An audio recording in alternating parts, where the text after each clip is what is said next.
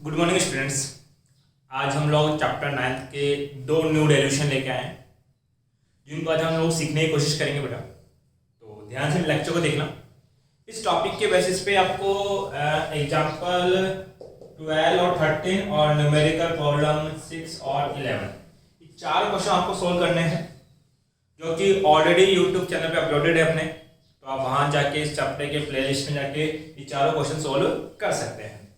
ध्यान दीजिए, इन दो डेरिवेशन को पढ़ने से पहले हमें कुछ पुराना डेटा पता होना चाहिए।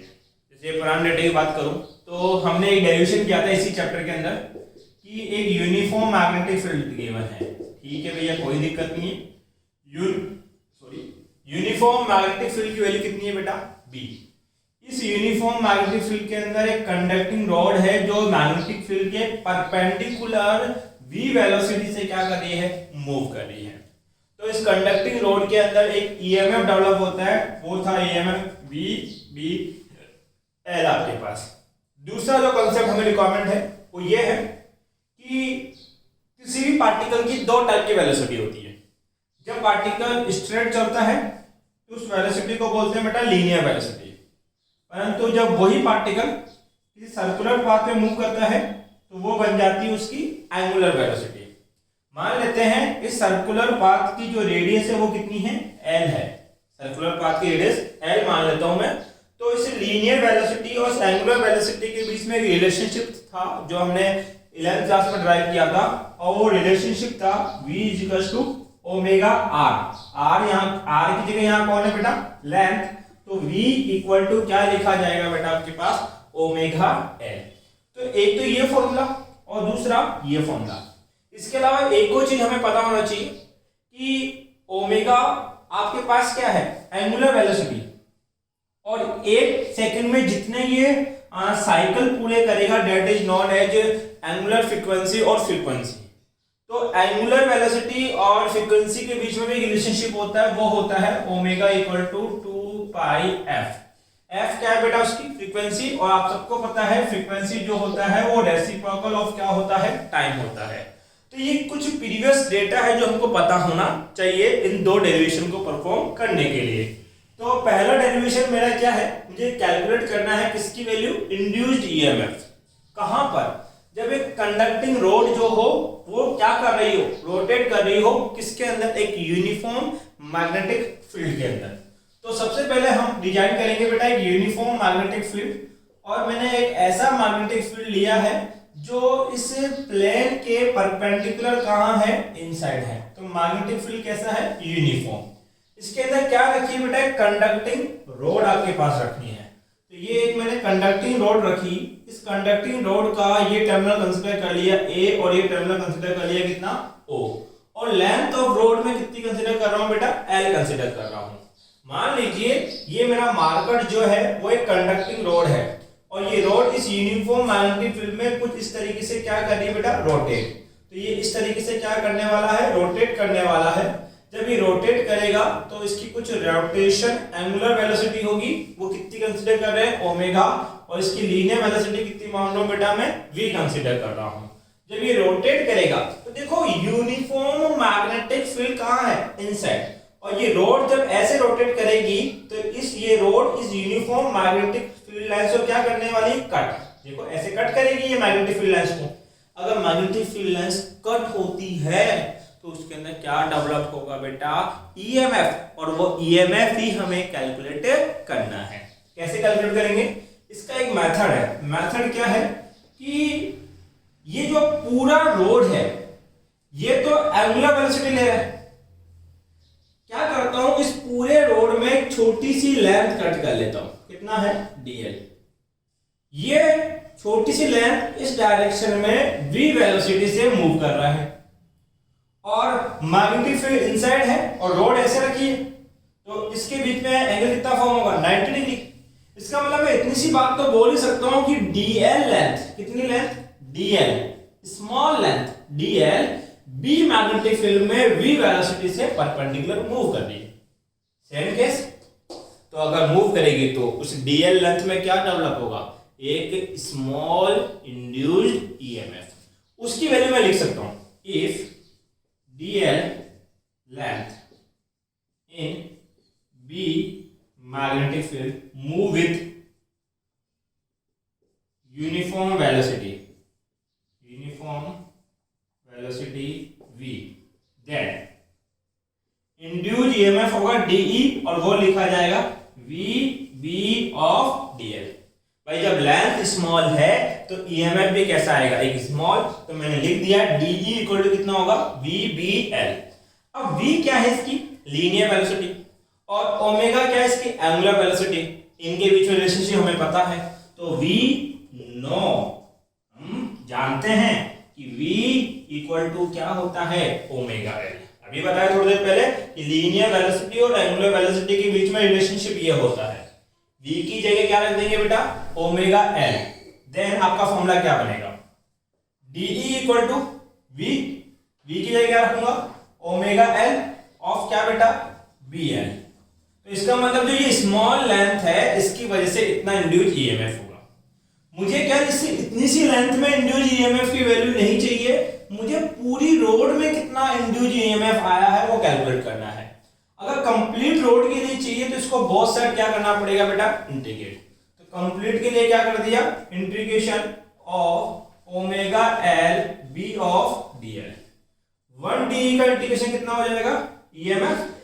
अब यहां इंटीग्रेशन किसके रेस्पेक्ट में कर रहे हो DL के रेस्पेक्ट में, तो DL के रेस्पेक्ट में ओमेगा B तो क्या है कांस्टेंट, और कांस्टेंट को किक मारो बाहर निकल जाएगी ओमेगा B बाहर, इंटीग्रेशन L ऑफ DL।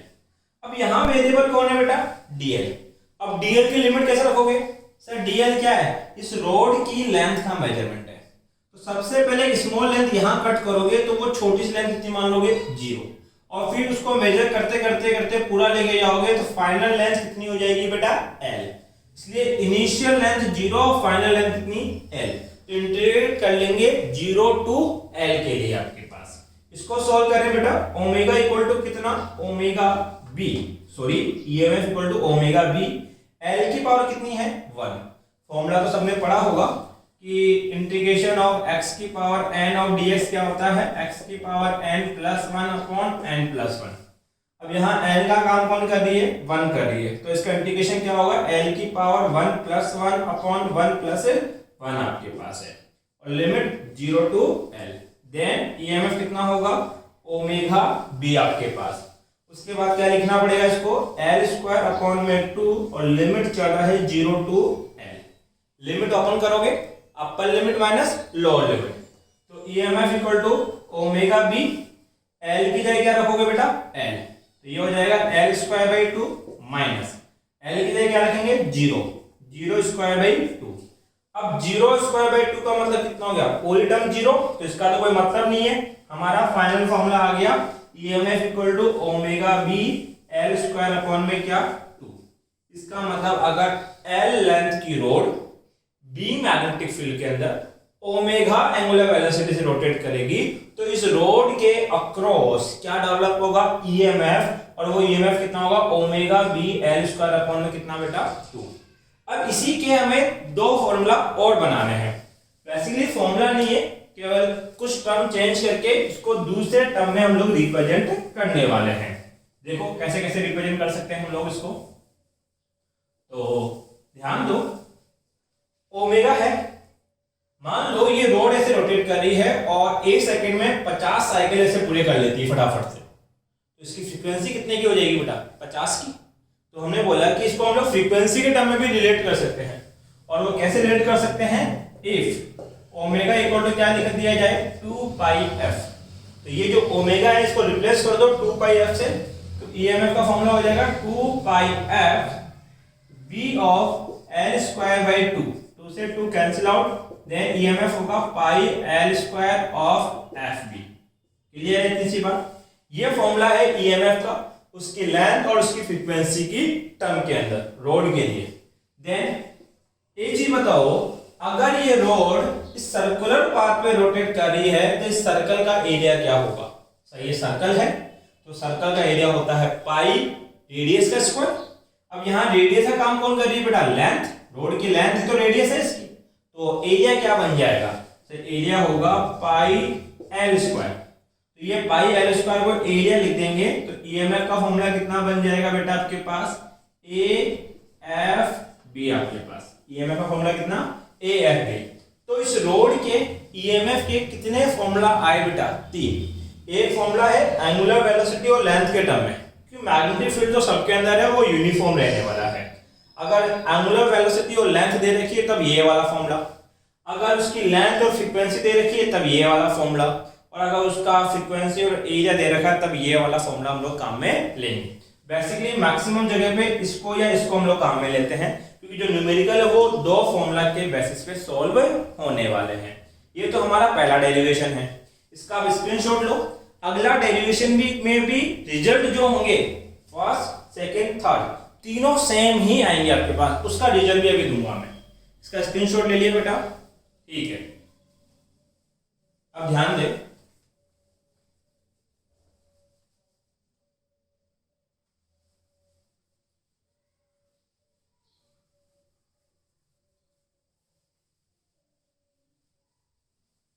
इस बार जो नेक्स्ट डेरिवेशन है उसके अंदर कंडक्टिंग रोड नहीं है। कौन गिवन है? कंडक्टिंग डिस्क गिवन है।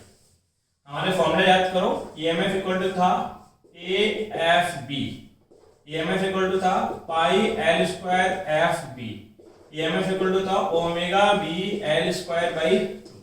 ये तीनों फॉर्मूला फिर से ड्राइव करूंगा, लेकिन इस बार ड्राइव करने का प्रोसेस रिवर्स होगा। देखो हेडिंग क्या कहती है? Calculate induced EMF developed in a conducting disc rotating in uniform magnetic field. फिर से हमें क्या बनाना पड़ेगा? Uniform magnetic field. और मैंने एक ऐसा मैग्नेटिक फील्ड लिया है जो इस प्लेन के परपेंडिकुलर कहां है बेटा? इनसाइड। कितना? बी। और ये कैसा है? यूनिफॉर्म है। यूनिफॉर्म का मतलब ये चीज क्या रहेगी सर? कांस्टेंट। मैं कांस्टेंट पे फोकस कर रहा हूं, उसके ऊपर ध्यान देना। फिर देखो एक डिस्क है, अब वो डिस्क ऐसी है कि पहले ये बाहर थी ऐसे, ठीक है, डिस्क तो समझते हो। फिर ये चीज ऐसे रोटेट करती हुई मैग्नेटिक फील्ड के अंदर आ रही है, मतलब ये तो इसका फर्स्ट स्टेज है। अगली बार कुछ ये ऐसे होगी, मतलब ज्यादा हिस्सा इसका अंदर आ जाएगा, और तीसरे हिस्से के अंदर ये पूरी ही कहां आ जाएगी बेटा? अंदर आ जाएगी। तो इस तरीके से ये रोटेट करती हुई मैग्नेटिक फील्ड के अंदर आ रही है। तो ध्यान देना, जब ये पहले स्टेज में थी तो इतना ही एरिया कट कर रही थी, मैग्नेटिक फील्ड के अंदर इतना ही एरिया था। आधा एरिया इस डिस्क का कहां था? बाहर, और आधा एरिया कहां था? अंदर। उसके बाद जब ये यहाँ तीसरे स्टेज पे आई तो पूरा का पूरा एरिया मैग्नेटिक फील्ड के अंदर आ गया।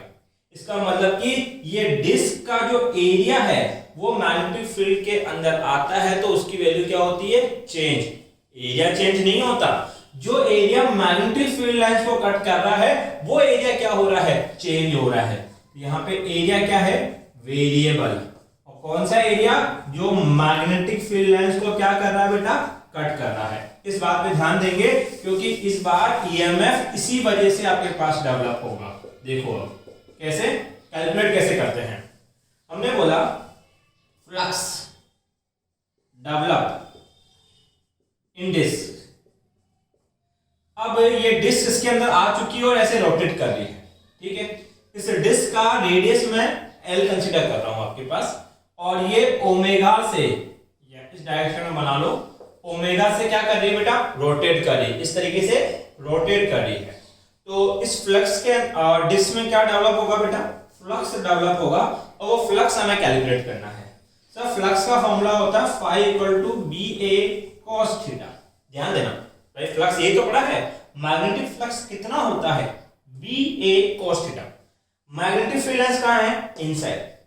और इस डिस्क का एरिया वेक्टर कहां आएगा? बाहर। तो इस मैग्नेटिक फील्ड लाइंस और एरिया वेक्टर के बीच में एंगल कितना फॉर्म होगा? 180। इसका मतलब यहाँ थीटा कितना रखना है बेटा? 180 डिग्री। थीटा की जगह 180 रखो तो फ्लक्स कितना हो जाएगा? B A cos of 180। Cos 180 की वैल्यू -1, तो फ्लक्स कितना होगा सर? माइनस का बी ए। कोई दिक्कत नहीं है यहां तक हमेशा। देन नेक्स्ट क्या है आपके पास? अकॉर्डिंग टू फेराडे, कौन? Faraday second law. कौन सा लॉ? Second law. तो सेकंड लॉ ये कहता है कि ईएमएफ होगा माइनस के d phi by d t. Then EMF equal to minus d by d t. Flux की जगह क्या रख देंगे सर, माइनस का बी है, माइनस का बी है, माइनस माइनस प्लस हो जाएगा, EMF equal to plus. But यहां देखो ए तो क्या है वेरिएबल और बी क्या है कांस्टेंट, और आपको पता है डिफरेंशिएशन में जो चीज कांस्टेंट होती है उसको बाहर निकाल देते हैं, बी बाहर आ जाएगा, क्या बचेगा बेटा, डीए बाई dt। ठीक है, अब इस इक्वेशन पे हमें थोड़ा सा फोकस करना है। फोकस ये करना है, यहाँ पे जो मैंने लिखा है ना डीए बाई dt, ये क्या है बेटा आपके पास, magnetic field cut area, cut area, और कट एरिया भी कहां बेटा आपके पास, in per unit time, per unit time. ये डीए क्या है, वो एरिया जो मैग्नेटिक फील्ड लाइंस को कट करता है, और अपॉन में क्या लिखा है, टाइम, टाइम लिखा है, इसलिए क्या लिखा, पर यूनिट टाइम आपके पास। इस चीज को क्या लिख सकता हूं, मैग्नेटिक फील्ड कट एरिया, मतलब इसको एरिया लिख देता हूं क्या, मल्टीप्लाई पर यूनिट क्या, टाइम, ये टाइम। अब एरिया तो as it is, per unit time मैंने पहले भी बोला है कि फ्रीक्वेंसी क्या होती है, रेसिप्रोकल ऑफ टाइम, तो ये पर यूनिट टाइम को क्या लिख देंगे सर, फ्रीक्वेंसी। इसे पर यूनिट टाइम को क्या लिख देंगे, फ्रीक्वेंसी। तो एरिया मान लिया ए, फ्रीक्वेंसी मान ली एफ, तो डीए बाई dt को क्या लिख सकते हैं सर, ए एफ, हमारा इक्वेशन नंबर फर्स्ट। देन आपके पास ईएमएफ कितना हो जाएगा, बी तो as it is, d A by dt को क्या लिख देंगे, ए एफ, तो ये हो गया बी ए एफ, पहला फॉर्मूला। देखो फॉर्मूला वही आ रहा है, अब इसका रीजन होगा कि फॉर्मूला सेम क्यों आ रहा है, उसका भी कारण बताऊंगा अभी।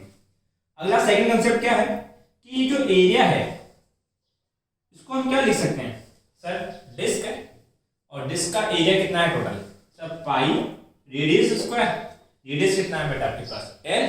अरे डिस्क कैसी होती है नवाबो, सर्कुलर, और सर्कल का एरिया कितना होता है बेटा, पाई एल स्क्वायर आपके पास। ठीक है, एरिया की वैल्यू पुट करो तो ईएमएफ कितना हो जाएगा sir, B pi L square of F, ये सेकंड फॉर्मूला जो हमने वहां बनाया था।